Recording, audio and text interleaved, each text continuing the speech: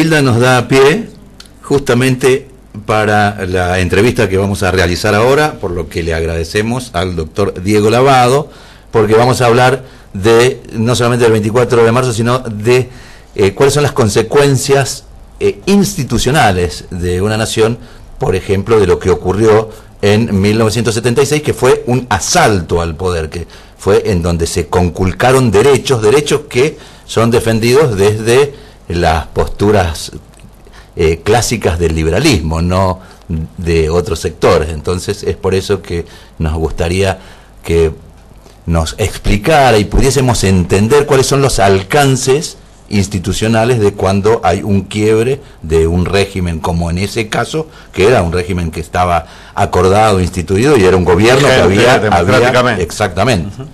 ¿Cómo le va, doctor Lavado? Buen día, muchas gracias. Buen día, ¿cómo les va? Bien. ¿Qué tal, Daniel? ¿Qué tal, Emilio y Carolina? Bueno, muchas gracias, Diego, por atendernos. Diego es abogado, ha tenido amplia experiencia en los juicios por la verdad, en la investigación de lo sucedido durante la dictadura, y también en algunas oportunidades ha tenido una actuación de investigación de organismos de derechos humanos, de la democracia, en cosas puntuales como la investigación sobre casos de tortura y abusos institucionales. Así que nos parece que es la persona indicada para hablar de estas cosas. Sí, adelante. Tal vez como primera pregunta fue que en el 24 de marzo de 1976, una de las medidas que toman es, además de tomar el poder, de detentar el poder, inclusive de secuestrar a la presidenta en ejercicio, fue eliminar la Corte Suprema de Justicia actuante en ese momento. Sí, bueno, lo que fue una ruptura total, a diferencia de lo que había pasado en otros golpes de Estado, ¿no es cierto?, que donde por ahí alguno de los poderes había permanecido. Muchas veces lo que pasa cuando hay un cambio que no es tan radical, bueno, se mantiene algunas instituciones como el Poder Judicial. En este caso directamente se pusieron a disponibilidad todos los jueces del Poder Judicial, y bueno, los que permanecieron fueron sometidos a la humillación de continuar jurando por el estatuto, el llamado Estatuto de Reorganización Nacional. Eso es una de las características que hubo en este golpe, por supuesto, además de suprimir el Congreso y de pasar a la ilegalidad a todas las organizaciones sociales, como sindicales, como partidos políticos. Todo pasó a ser, todo lo que significaba democracia pasó a ser ilegal. Y el nuevo Estado que se instauró, el modelo que se instauró, bueno, fue un modelo que ellos llamaron de reorganización.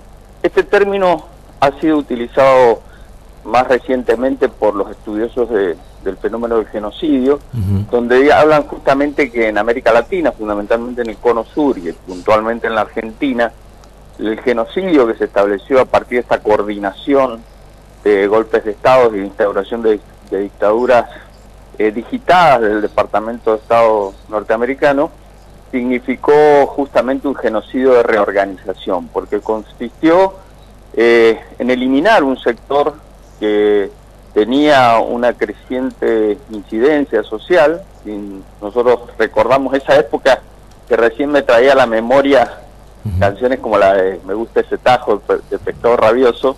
Bueno, era un momento de mucha movilización y de reclamo donde fundamentalmente la juventud pedía un cambio de modelo, ¿no es cierto? Claro. Y lo que hizo esta ola genocida fue intentar reorganizar la sociedad a través de la eliminación no solamente de las instituciones democráticas o de un Estado de Derecho, sino de gran parte de la población. La herramienta de la desaparición forzada de personas, que no solamente significó justamente sacar del medio social a un grupo importante de esos líderes juveniles, sino también, bueno, a generar una situación de temor y de desmovilización en la sociedad toda, porque claro, no significaba que una persona la mataban, sino que no se sabía lo que pasaba, sus familiares no querían hacer demasiado ruido porque no se sabía si estaba vivo, dónde estaba, bueno, todo eso que significó la perversión de la... Claro, a eso obedece el terror, ¿no? Es que hacer el daño, claro, justamente por eso sin mostrar. Es muy adecuado hablar de un Estado terrorista. Claro, claro. ¿No es cierto? Del Estado terrorista argentino, como lo llamó en su momento Luis Duhalde, Eduardo Luis Duhalde. Duhalde el Bueno. En su primer libro, ese que Sí. editado en el 83, que habla justamente que lo caracterizó como el Estado terrorista argentino. De ahí se tomó la palabra y se empezó a usar el Terrorismo de Estado, claro. Estado, claro. que es lo más apropiado para Sí. hablar de esa época, ¿no es cierto? Un Estado terrorista realmente, donde El Estado que debía defendernos y protegernos nos atacaba y nos nos agredía. Pero además con elementos que tienen que ver con esto, que imprime miedo, temor a toda la sociedad, ¿no? Claro. Sí. A propósito del desconocimiento, por eso esto de los NN se decía en aquel tiempo, ¿no? Exactamente. Bueno, y eso, por supuesto, son heridas que quedaron en las instituciones. En Mendoza, yo recién leía la nota que le hacían en un medio local al fiscal general de Mendoza, y es muy interesante, al doctor Dante Vega, es muy interesante cómo él caracteriza lo que ha pasado en Mendoza como un fenómeno distinto. Bueno, a los mendocinos siempre nos gusta decir que somos diferentes al resto del país, Sí. y que en algunas cosas somos como más avanzados. Y lo que ha pasado en el proceso de memoria, verdad y justicia en Mendoza es muy interesante. Digo, es interesante a nivel país, pero en Mendoza logramos, a través de la movilización de los organismos de derechos humanos, de la actuación de muchos abogados que han estado comprometidos con el tema, y por supuesto también de la participación adecuada de la justicia, hemos logrado introducirnos en esos sectores que en su momento fueron cómplices del terrorismo de Estado, y es una provincia o una jurisdicción donde tuvimos 5 jueces federales acusados de delitos de lesa humanidad. Uno murió durante el proceso y 4 jueces de esos jueces federales fueron condenados a prisión perpetua y hoy están con sentencia firme confirmada por la Corte. Y 2 de ellos, Román y Miret, cuando fueron acusados justamente por una denuncia que hicimos con Pablo Salinas, Viviana Beigel y Alfredo Guevara, me acuerdo, el 29 de diciembre del año 2009, esa acción, que después lógicamente tomó el fiscal Vega y en su momento el fiscal Palermo, llegó a ser un hito a nivel nacional. Fuimos tapa cuando salió la sentencia de prisión perpetua en el New York Times, en el diario País, en el Fígaro, en varios diarios europeos y de gran trascendencia en el periodismo mundial, porque era un fenómeno,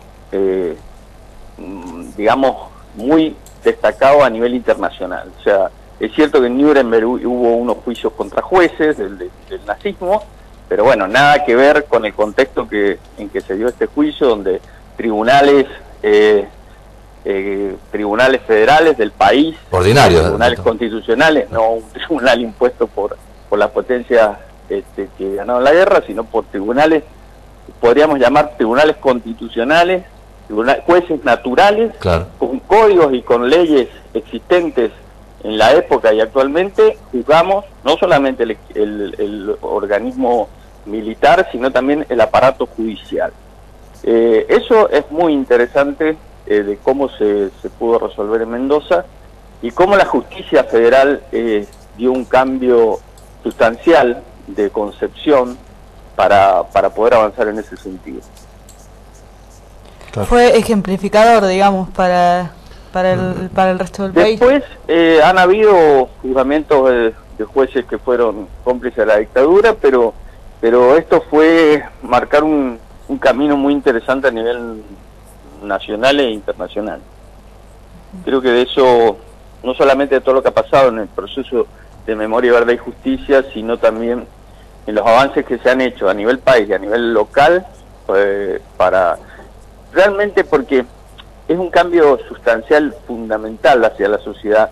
No es lo mismo que se cuente en un libro una situación vivida por la sociedad en una determinada época, ya sea un libro o un medio periodístico. me parece a mí muy importante que eso esté plasmado en una sentencia. En una sentencia, como decía, de un tribunal de la democracia, donde se señala con prueba y se reafirma algo que en general todos sabíamos, desde Nunca Más para adelante la sociedad argentina, digo desde el libro Nunca Más, sí, no puede decir que no conoce lo que pasó en la Argentina, pero bueno, se profundizó más allá de eso, de lo que fueron los primeros juicios del año 85, se profundizó de manera muy intensa en lo que sucedió, y me parece que eso es algo que debemos rescatar. Nosotros como país o como democracia hemos fracasado en varios puntos, sí, sobre todo en el económico, ¿no? Pero creo que también tenemos que reconocer cuáles han sido nuestros logros culturales, sociales, éticos, morales y judiciales, ¿no?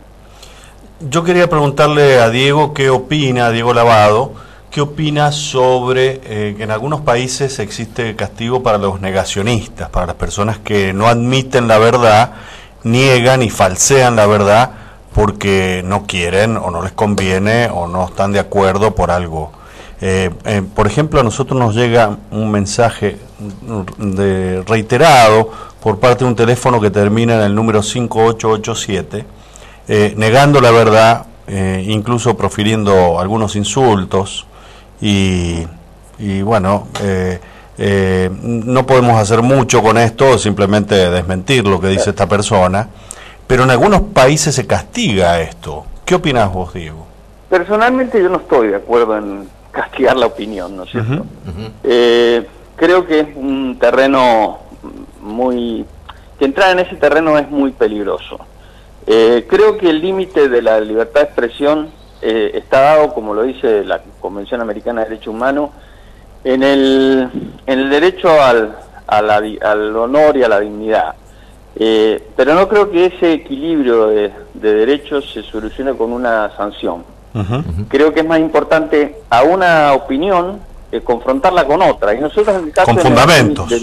Claro, en el caso del negacionismo, por eso digo que era tan importante la voz de la justicia. A los negacionistas del genocidio, nosotros tenemos, en la región de Cuyo se han hecho 20 juicios contra todos los aparatos, como decía recién, el judicial, el de inteligencia policial, el de inteligencia militar, la fuerza aérea. Lo único que nos falta es hacer un juicio contra la Armada porque no tenemos mar, pero se han hecho juicios contra todos los responsables, incluso no solamente contra las cabezas, como se hizo en el juicio del 85, el juicio a la Junta, sino contra todos los estamentos. Entonces, si alguien viene con un discurso negacionista, me parece que prefiero personalmente confrontar ese discurso negacionista con el respaldo de todas las sentencias que han recaído y que están confirmadas por todas las instancias judiciales, y no pretender callar ese argumento con un castigo. Con un castigo. O sea, me parece, porque además entramos en el tema que para el periodismo es muy importante, sobre libertad de expresión y el derecho además a conocer las distintas opiniones y de manifestarlas. Yo personalmente no estoy de acuerdo con... Claro, pero bueno, coincidimos en cierta manera, ¿no? Países muy, inobjetables desde el punto de vista de los valores democráticos y todo, bueno, los tienen establecidos en sus códigos penales, pero no me parece que sea la vía. Bien, clarísimo. Ariel, ¿querías decir algo? Sí, a propósito de esto que manifiesta, por ejemplo, algún oyente de manera anónima, y ayer advertíamos de la ignorancia que tienen personas que podríamos eximirlas por una cuestión etaria, pero esto también habla de la difusión que por más que haya sido intensa, probablemente no haya llegado hacia todos los sectores y no sea conocido, y por eso todavía haya enormes resabios de aquel temor que inocularon desde 1976, ¿no? Me parece que está presente, lamentablemente presente. Sí, o sea, las huellas en la sociedad de lo que fue la herida de la dictadura militar van a quedar por mucho tiempo, ¿no es cierto? Y por eso también es importante que por mucho tiempo, y por esto estos estos delitos tienen el carácter de delitos imprescriptibles por ser de lesa humanidad, bueno, por mucho tiempo la justicia va a seguir investigando a distintos ritmos lo que pasó. Esto se va a terminar cuando ya todos los responsables estén fallecidos. O sea, esto va a ser... por ahí si uno dice, bueno, esto tiene un final, y no, porque son delitos imprescriptibles. Claro. Todavía en Europa se sigue por ahí... Claro, encontrando criminales de guerra. Claro, a criminales de guerra, sí, pero bueno, eso es porque todavía la herida queda abierta porque es una herida muy profunda, ¿no? Está bien.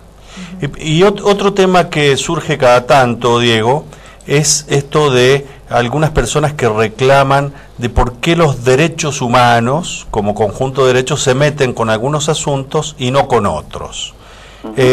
Desde mi propia ignorancia, yo podría decir que para los delitos comunes existe el Código Penal y los derechos humanos defienden un tipo de derechos y castigan un tipo de delitos específicos, así como hay otros ramas del derecho que son muy específicas, el derecho administrativo, el derecho de aduana, el derecho internacional, lo que sea. Esta confusión permanece, pero pareciera a veces que es una confusión buscada, ¿no? Para generar confusión. ¿Qué opinas de esto? Sí, bueno, es una duda legítima, porque, bueno, por ahí justamente podríamos pensar que derechos humanos, en principio derechos humanos son todos, ¿no es cierto? Porque no hay alguien que no tenga derechos. Ahora recién se está hablando de derechos de los animales, pero los derechos... el reconocimiento legal de los derechos, incluso diría moral de los derechos, es un reconocimiento hacia los derechos de las personas de la especie humana. Entonces podríamos decir, bueno, derechos humanos son todos. Lo que pasa es que, como vos decías recién muy bien, bueno, hay sectores dentro del derecho, el derecho que se ocupa de la parte comercial, de la parte civil, de la familia, de solucionar problemas, bueno, y el derecho penal, y el sector de derechos humanos está caracterizado porque en realidad se ocupa de la violación de los derechos de las personas, podrían ser cualquiera, ¿no? O sea, cualquier derecho, por parte de agentes del Estado. La extensión un poco de este concepto que se ha venido dando a nivel internacional, digo, de jurisprudencia y doctrina, es que, bueno, también las organizaciones no estatales que tienen un dominio territorial, por supuesto aquellas que tienen apoyo estatal sin duda violan derechos humanos, como la AAA, por ejemplo, ¿no? Que también actuó, lamentablemente hay que reconocer, esto actuó no solamente, o sea, actuó fundamentalmente en la última etapa del gobierno que fue derrocado el 24 de marzo. Pero digo, esa organización que tenía apoyo estatal es una organización ilegal, la AAA, digo, que violaba derechos humanos, en términos estrictamente jurídicos, más allá de lo que podía ser, bueno, cualquier derecho sería humano.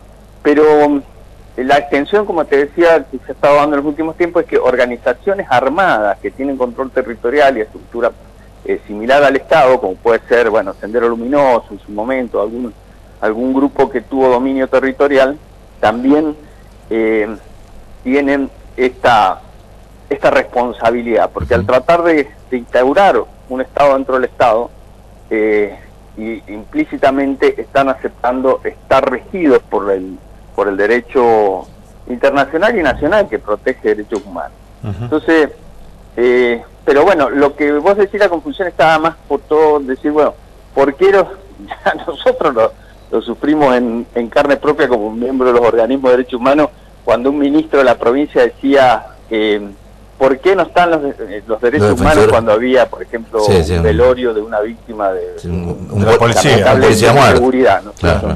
Sí, de un hecho de inseguridad.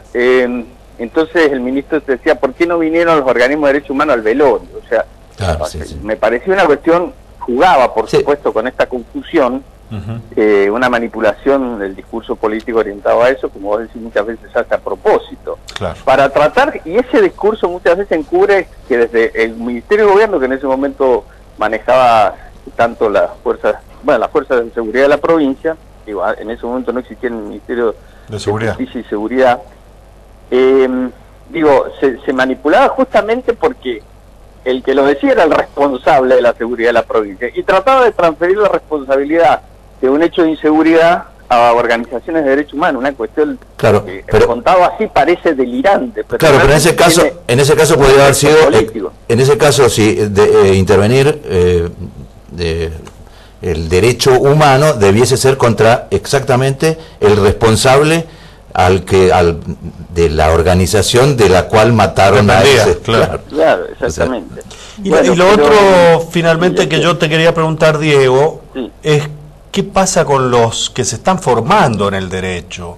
Si tienen una visión amplia sobre los alcances de los derechos humanos, de lo que ha pasado en la historia, si esto como materia lo ven.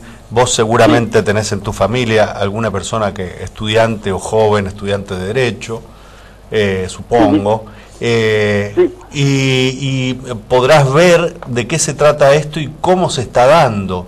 ¿Qué opinión te merece esto? ¿Qué nos podés decir con respecto a esto? Bueno, un cambio así, uno de los cambios que se han producido también en este proceso es que cuando yo estudié en la Facultad de Derecho, no existía una materia específica donde se estudiaban los derechos humanos. Ya era parte del derecho internacional público, era un punto dentro de una unidad de la materia.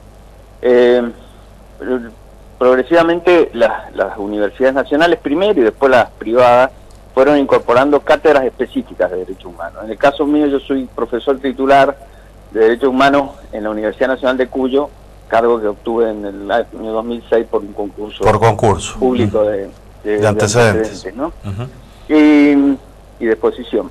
Y en ese sentido, bueno, hoy sí todos los alumnos de la Facultad de Derecho, incluso en la Facultad de la Universidad Nacional de Cuyo, nosotros tenemos una competencia internacional de MUTCOR, que es, bueno, una simulación de juicios, que esto se ha replicado en muchos lugares del mundo.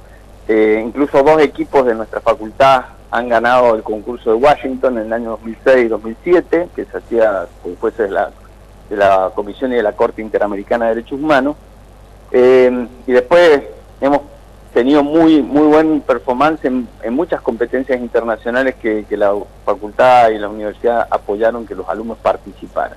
O sea, hoy en el país, pero especialmente quiero hablar de Mendoza, hay una muy buena formación jurídica en materia de derechos humanos, porque, a ver, el tema hoy ya no se agota en los reclamos de memoria, verdad y justicia, sino, como ustedes verán, está permeado toda la problemática social, por ejemplo, el respeto a las diversidades sexuales, al respeto a las minorías étnicas, el respeto a los derechos de la mujer, bueno, género, de las personas mayores, de las personas con discapacidad, de los derechos del niño. Bueno, tenemos todas las minorías también. Diversidad de temas, claro, que tienen que ver con la protección y defensa de los derechos humanos, y por supuesto un futuro abogado tiene que tener esa formación y fundamentalmente también tiene que tener una perspectiva de derechos humanos en su tarea judicial, ya sea como abogado, como litigante o como público, miembro funcionario, claro.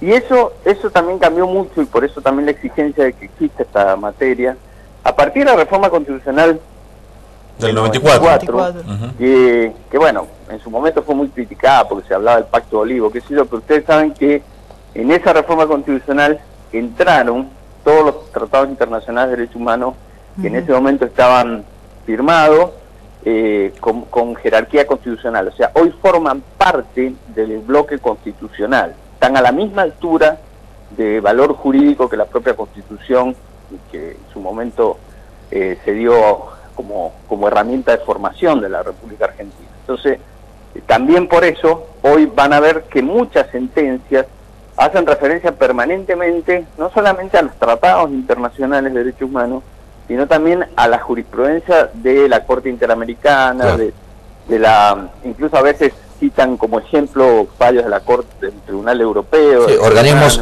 extranacionales. Claro, porque además la propia Constitución reconoce que los jueces y todos los actores del aparato de justicia deben actuar y fallar conforme a ese marco, ¿no es cierto? O sea, conforme a ese marco. Hoy, por ejemplo, escuchaba a un analista internacional sobre el tema, hablando sobre el tema de Ucrania y la cuestión si entraba en la OTAN, en la Unión Europea o no. Y ese analista decía, bueno, a Ucrania no llena o no llega o no alcanza ninguno de los estándares que se le exigen a un país para entrar en la Unión Europea, y fundamentalmente el respeto a los derechos humanos, ¿no? No solamente por el tema de corrupción, que ya se sabía, sino por el tema del respeto a derechos humanos. O sea, eso, para que un organismo, para que un país, para que un Estado entre en una organización internacional, como es por ejemplo la Unión Europea, o como puede ser la Organización de Estados Americanos, que bueno, tienen alcances distintos, porque nosotros no somos un bloque económico, pero sí un bloque jurídico sólido, para que entre ahí, para ser admitido ahí, tiene que reunir determinados estándares de respeto a esos derechos humanos. Entonces, eso es hoy también importancia que este proceso de concientización sobre derechos humanos ha tenido. Es decir, ha producido una transformación jurídica y política a nivel regional y a nivel mundial. Te agradecemos este rato, Diego, porque ya nos tenemos que ir a las noticias, pero nos comprometemos a molestarte en otra oportunidad. Seguramente. Cuando quieran. Bueno, muchas gracias, Diego Lavado. Bueno, un gusto hablar con ustedes. Un abrazo, saludos. Chao.